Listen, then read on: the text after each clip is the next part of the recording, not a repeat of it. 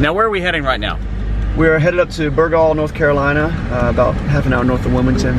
It is the hardest hit area. There's water like 10, some were saying 15 or 20 feet deep in some pockets there, so over roofs of people's houses.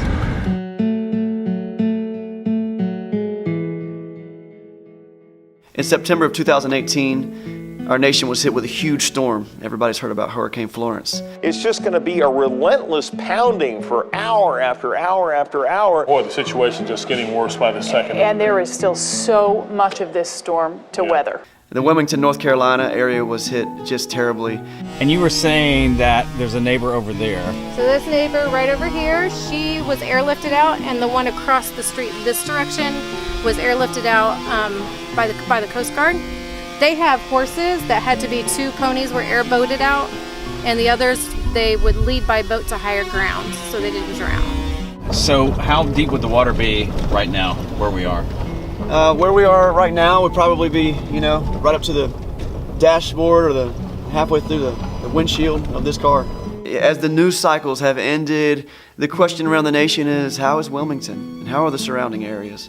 There's an elderly gentleman in this neighborhood that we just learned about who has not begun the first bit of cleanup on his house. He's sitting inside his mold-infested house wearing a face mask, and anytime people come by to help him, he says, no, help somebody else, I'm good. I want to tell you, the outpouring of love and service from so many great organizations have really helped the recovery process, but there's still so much work left to do. Got into your house yet? No. Come on. Come on, Kathy. I'm not as important as everybody else. We're going to get to your house. Whenever it's fine, I have to look beyond me to see the need for someone else. Some homes have had 10, 15 feet of water in their neighborhood. Others have to completely rebuild. So how much longer do you think it'll take for you to be able to move back Months.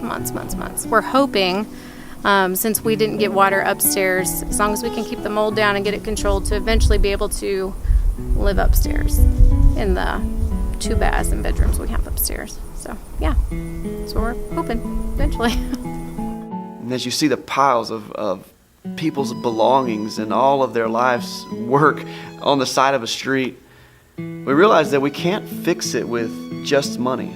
We can't fix it with just work. But what we can do is bring these guys hope. So what is this area? This area is the intersection of Highway 53 and a neighborhood that's right back here. And one thing that the county's requiring them to do just for cleanup is every time as they're gutting their houses, they've got to bring everything up to the highway. And so not only are these folks having to gut their houses, they're having to put it on a trailer and drive it about a mile up the road, up the lane they live on, to dump it here. Some people are still without power and water, and their homes were completely covered in floodwaters. And there's a lot of work left to do. People that live right here are also blood relatives. So they've lost not only their homes, but their closest of kin have also lost homes, and so it's hard for them to find places for the kids to stay. And can I invite you to partner with us? Visit dartilm.org, click Volunteer Now. You might not feel like you can help, but you know what you can do? Come visit, come serve, make a financial contribution to the effort, and let's bring hope to the lives of people who lost so much. Will you help us? Visit dartilm.org today.